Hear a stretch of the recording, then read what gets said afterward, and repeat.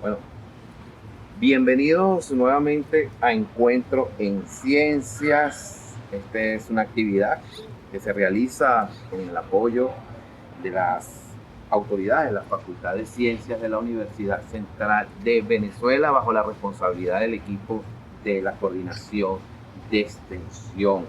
Continuamos con nuestras conversaciones con el talento humano de la Facultad de Ciencias y en esta ocasión vamos a conversar con el profesor Eugenio Escalice de la Escuela de Computación de la Universidad Central de Venezuela.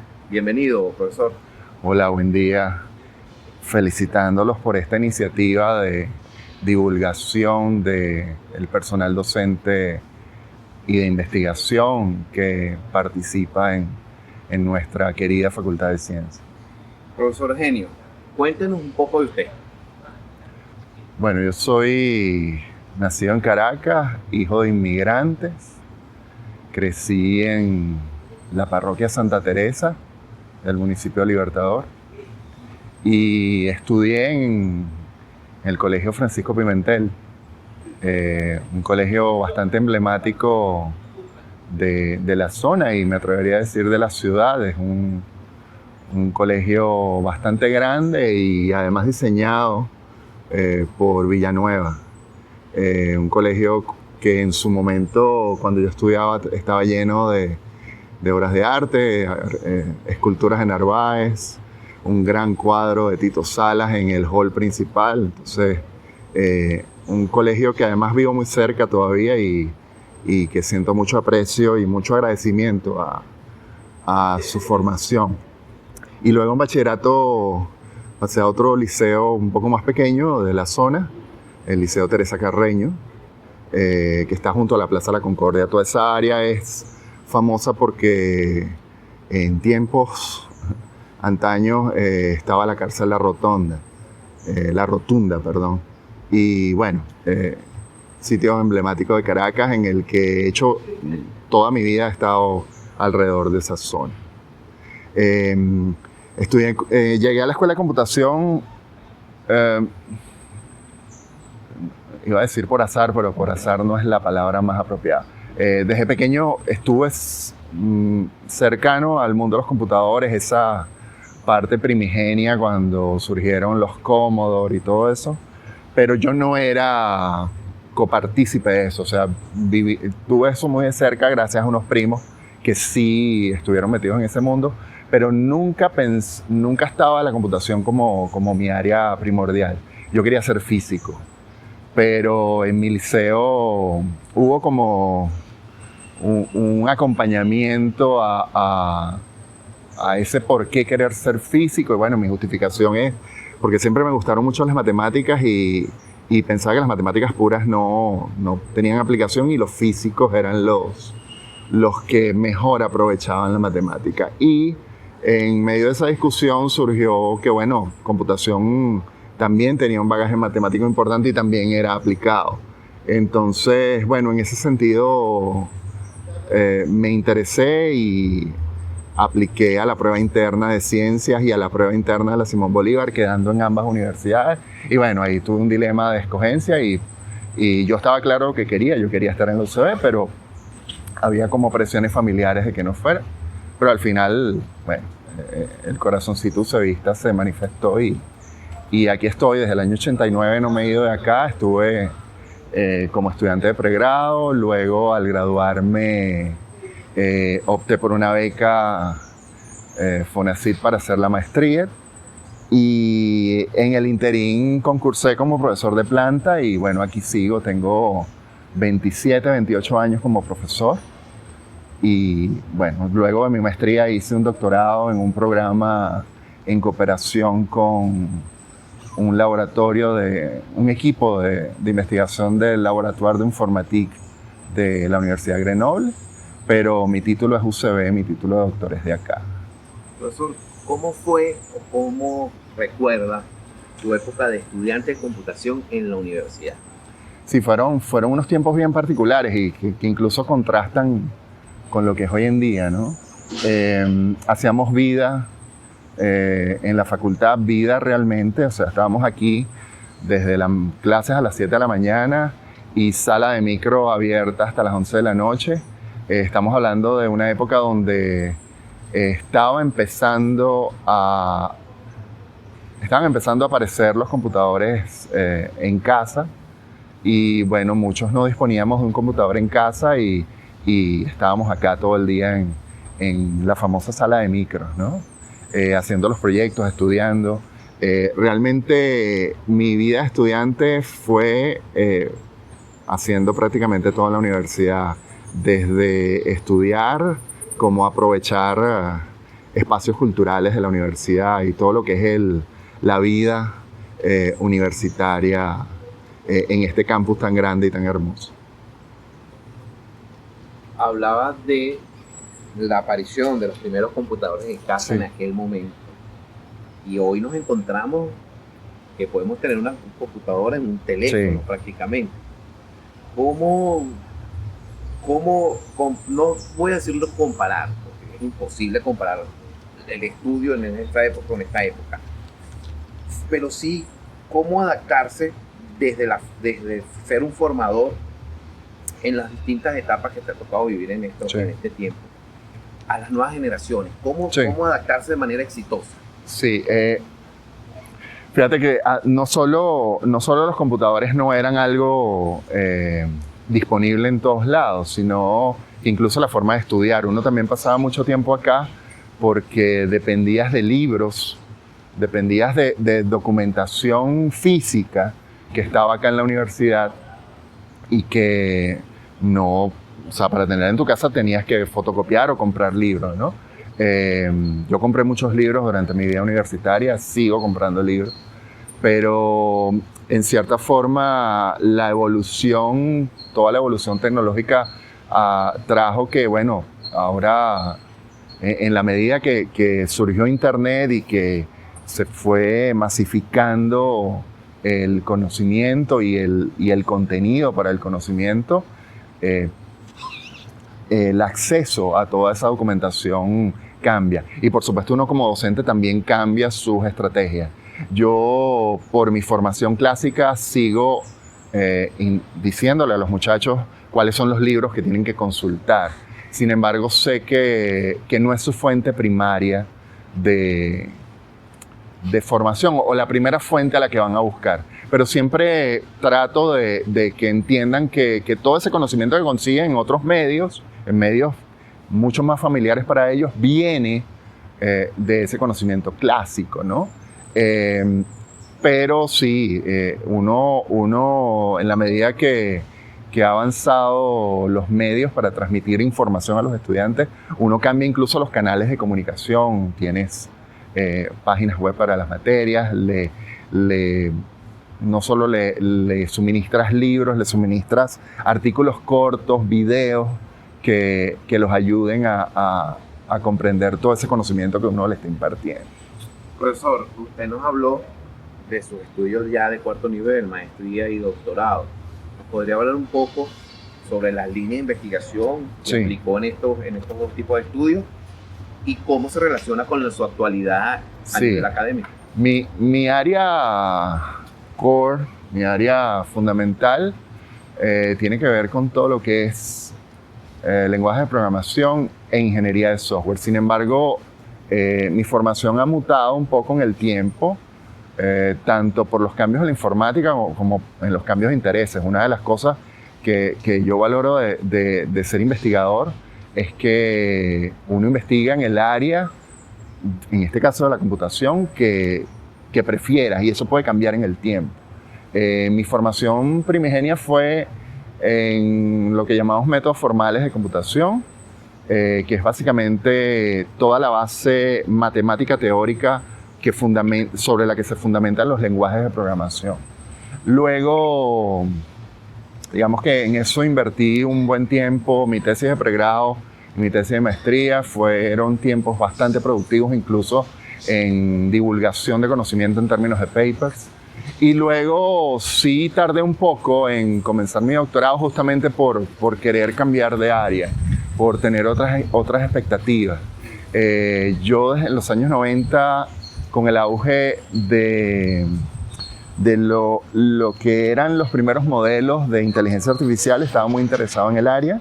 En los 90 ocurrió lo que se llama un invierno en la inteligencia artificial, que hubo una disminución de la importancia, que justamente es esa disminución de la importancia fue por falta de cómputo y falta de datos, y que eran modelos que eran muy, muy útiles, pero que en ese momento no estábamos preparados para aplicarlos, y hoy en día toda esa área resurge.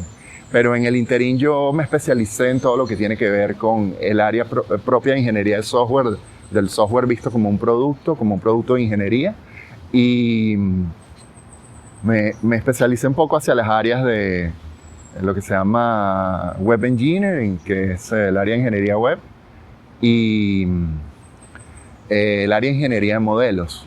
En esa área hice mi doctorado. Pero hoy en día hago tópicos de ingeniería de software, inteligencia artificial y por supuesto todos los temas core de computación que tengan que ver con lenguajes de programación. Hay un tema que has tocado en este momento y que está muy en boga. Aparentemente muchos ya creen conocer o creen ser especialistas, pero que es un mundo que se está no te digo despertando, porque el término de inteligencia artificial no es de ahora, pero quizás la masificación se puede ver en este momento. Sí. Yo quisiera que nos hablaras un poco, para quienes no conocemos, para ese público que ve la inteligencia artificial y se imagina una película, o que tiene el temor de que la inteligencia artificial, bueno, va a acabar con la humanidad, por decirlo de una manera extremista, en esta conversación. O sea, hablarle un poco sobre eso, sobre la inteligencia artificial, sobre los alcances reales de esa inteligencia, Sí. cuáles pueden ser sus beneficios en las diferentes áreas, en los Sí. diferentes ámbitos de conocimiento y de aplicación en el mundo real, y cómo tú crees que pueda evolucionar esto de aquí a 5 o 10 años. Bueno, evidentemente con la velocidad de Sí. ahora hay muchos retos por delante. Sí, fíjate, como bien dices, no es un área nueva, es un área, de hecho es una de las áreas primigenias de la computación como disciplina. Sin embargo,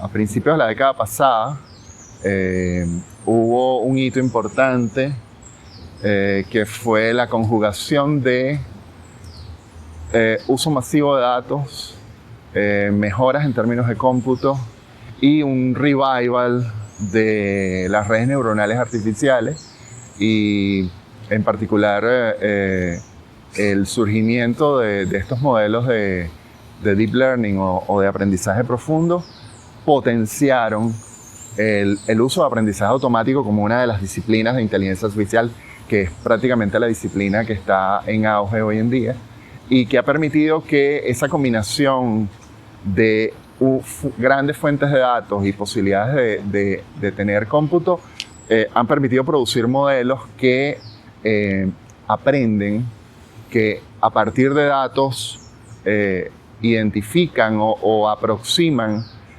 funciones que modelan esos datos, y en consecuencia podemos montar modelos de predicción, de clasificación y incluso los modelos que están en boca de casi todos, que son los modelos de procesamiento de lenguaje natural, con los grandes modelos los modelos grandes de lenguaje. Creo que también el boom reciente, podemos hablar desde el año 2020, 2021, fue el boom con el surgimiento de DALL-E, o el primer modelo público de DALL-E, que era un modelo en el que a partir de texto generaba imágenes, y bueno, y ahorita tenemos los modelos conversacionales. Creo que el auge también tiene que ver con el hecho de que son modelos que están disponibles al público, que se pueden utilizar para muchísimas cosas y son mucho más cercanos al usuario. Entonces, y además, los modelos de lenguaje natural, el usuario siente que ese modelo de inteligencia artificial es inteligente, cosa que hay que ponerlo bastante entre comillas. Pero eso ha potenciado muchas cosas. Desde el punto de vista de investigación, como dije hace rato, desde el 2010 esta área se repotenció y hay mucho trabajo. Tenemos unos 15 años con muchos trabajos en el área de aprendizaje automático con aprendizaje profundo y todas las variantes que han surgido. Pero también ahora hay un factor comercial. Estamos hablando de que compañías importantes son las que han llevado la batuta, son las que están buscando dinero para invertir, son las que están ofreciendo cosas que posiblemente en el corto plazo no tengamos.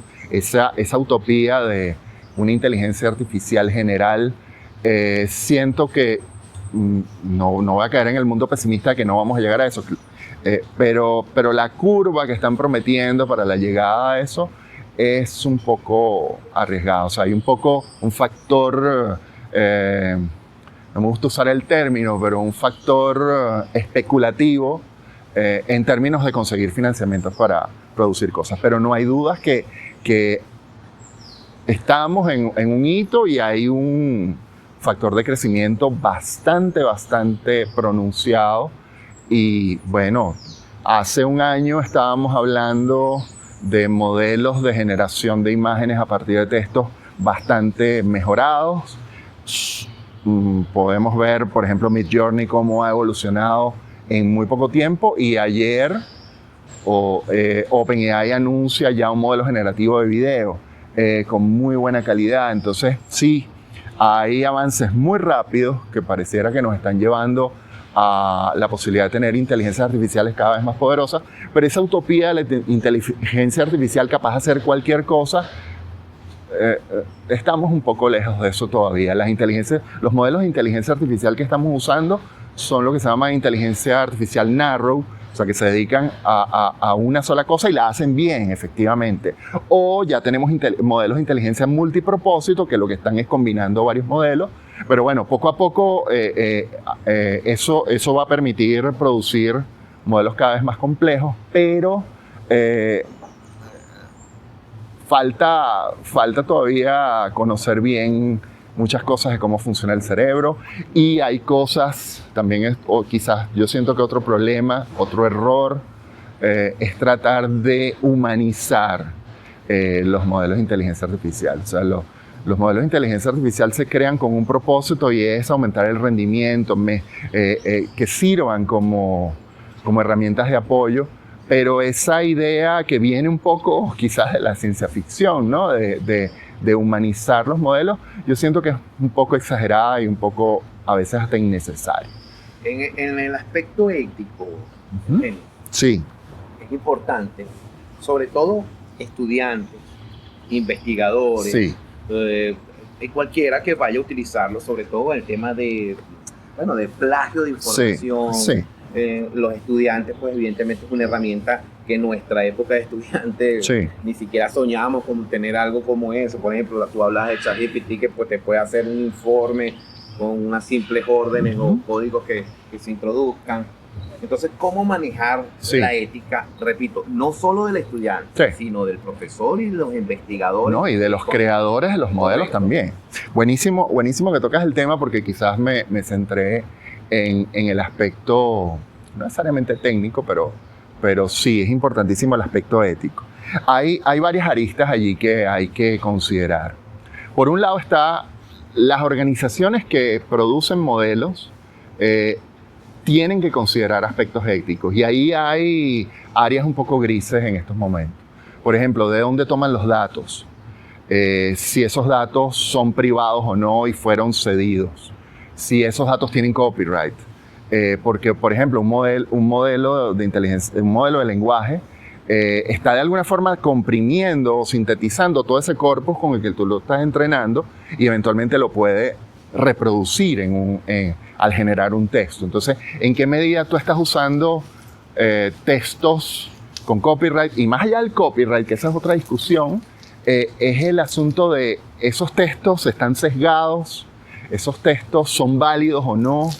Entonces, todas esas consideraciones, quien produzca, por ejemplo, un modelo grande de lenguaje, debería publicar todo ese corpus que usó, para tener claro qué qué sesgos puede estar generando ese modelo.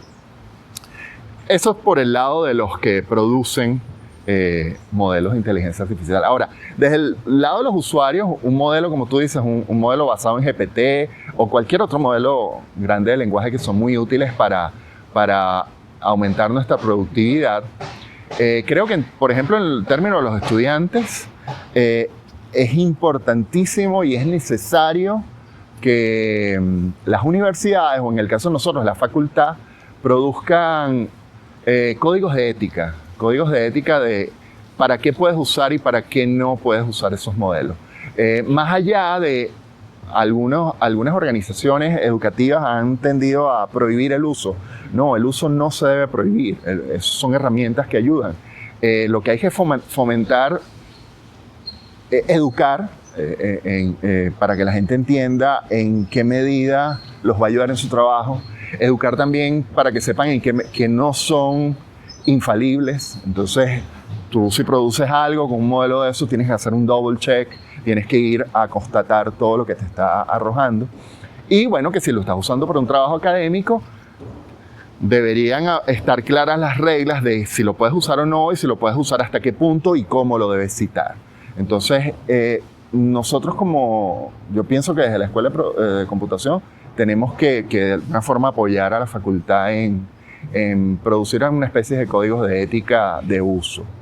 Y bueno, tenemos que alfabetizar a la gente. O sea, aquí se puede crear una brecha aún mayor de la que hay en cuanto al uso de tecnología con respecto a las personas que usan todos estos modelos que están disponibles al público y los que vendrán versus la gente que no los usa. Entonces, más que esa posición fin del mundo, satanizando el uso de estos modelos, hay que educar a la gente. ¿Para qué sirven? ¿Cómo te potencian en tu trabajo? Pero ¿cuáles son esas líneas rojas que, por ejemplo, en el caso académico no deberías pasar? Profesor Eugenio, muy interesante lo que veníamos conversando de inteligencia artificial. De una vez lo comprometo. Quizás en un año podamos repetir este seriado y ver la evolución, pues, de este tema que hemos tocado, el que es tan interesante y tan en boga, que se encuentra en el mundo digital, en el mundo del conocimiento que hoy vivimos. Quiero que nos converse un poco, que nos hables un poco de ISIS, que es un laboratorio que está bajo tu coordinación en la Escuela de Computación de la Universidad Central de Venezuela. ¿Cuáles son los proyectos? ¿Cuáles son los trabajos que allí se desarrollan? Si se ha realizado algún tipo de investigación anterior o que esté en desarrollo, que nos puedas comentar. Bueno. Sí, el Centro de Ingeniería de Software y Sistemas que actualmente coordino es un centro que está adscrito a la estructura de investigación de la escuela y que es de larga data. Es un centro que formalmente se construyó, se definió como centro de investigación durante los 90, sin embargo, los profesores que hacían vida en el centro estaban trabajando en el área de ingeniería de software desde mucho antes. En el Centro de Ingeniería de Software básicamente tenemos 3 líneas de investigación, que son el área de ingeniería de software clásica, que es todo lo que tenga que ver con el software visto como un producto de ingeniería. Eso incluye todo lo que son los métodos o los modelos para el desarrollo de software, todo lo que tenga que ver con evaluación de calidad de ese software, producción de software. Allí tenemos una tradición bastante importante, digamos, en la historia del centro y de la escuela.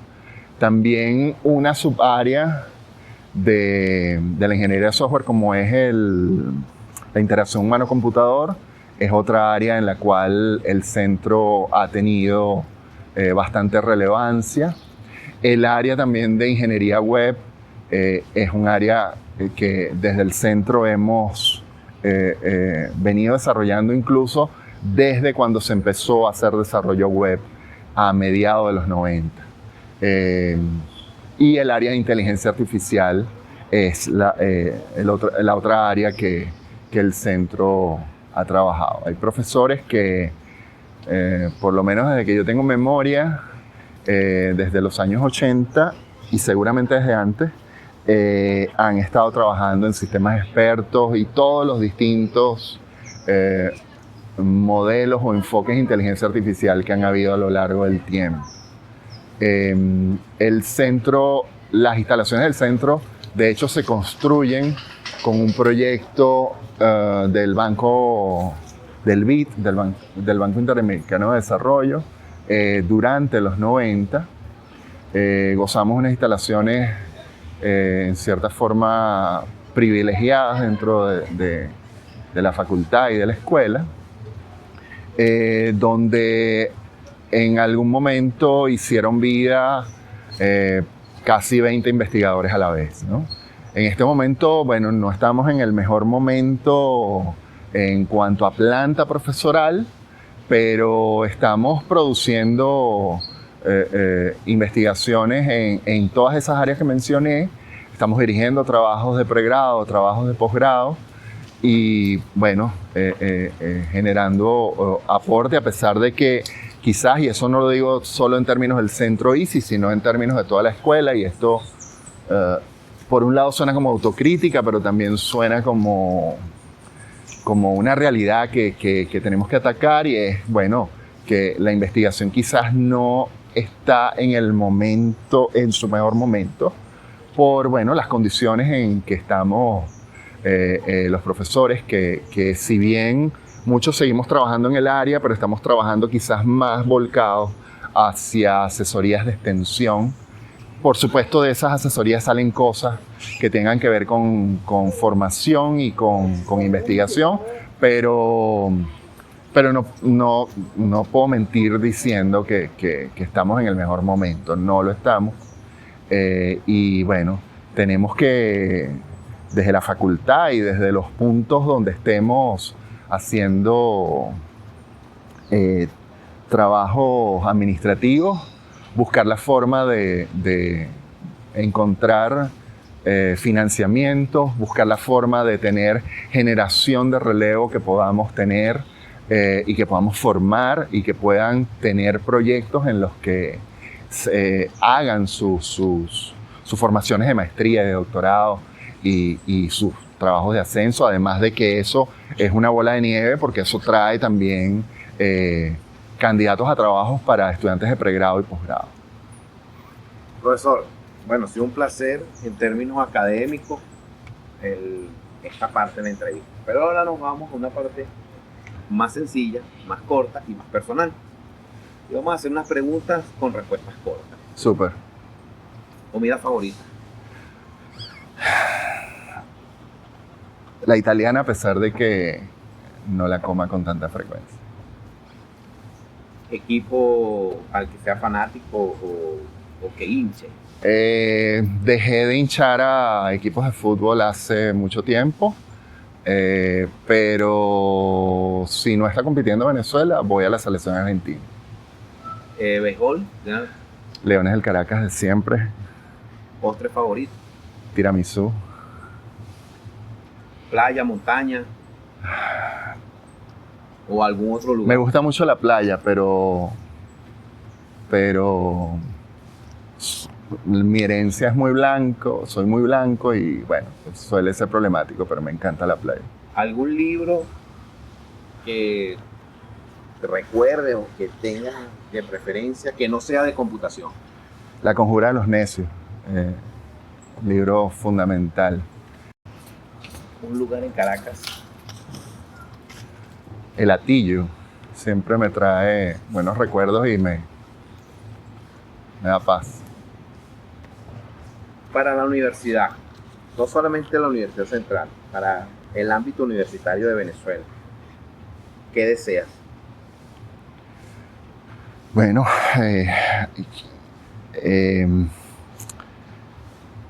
que si bien seguimos ocupando los primeros lugares en los rankings de universidades, que sea ese primer lugar que teníamos en los 90 y principios de los 2000, que creo que fue un grandioso momento en términos de investigación, en términos de proyectos, en términos de salarios, porque no hay que olvidarse de eso. Mucha gente no habla de eso por tabú. Pero bueno, muchos estamos aquí porque queremos, porque podemos. Y mientras estemos aquí, o mientras esté aquí, voy a hablar en mi nombre,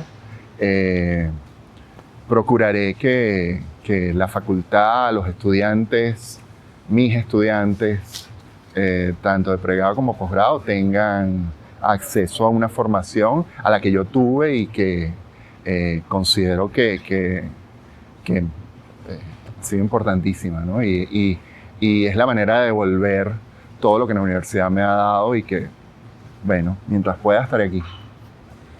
Bueno, muchas gracias al profesor Eugenio Escalice. ¿Lo dije bien? Sí. Perfecto.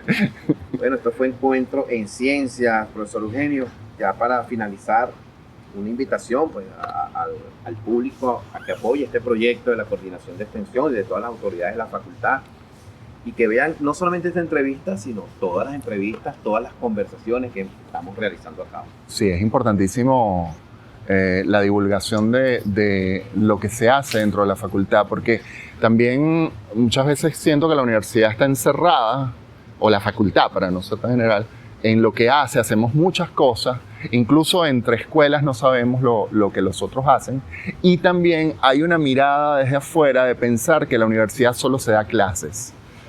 Aquí se hacen muchas cosas, aquí se investiga, aquí se hacen proyectos de extensión para el sector público y privado, aquí damos clases de pregrado, de posgrado, hacemos trabajo administrativo, hacemos muchas cosas, no solo dar clases, por supuesto, nuestra razón de ser son los estudiantes de pregrado, pero es importantísimo también divulgar hacia afuera todas las cosas valiosísimas que hacemos en esta facultad hermosa.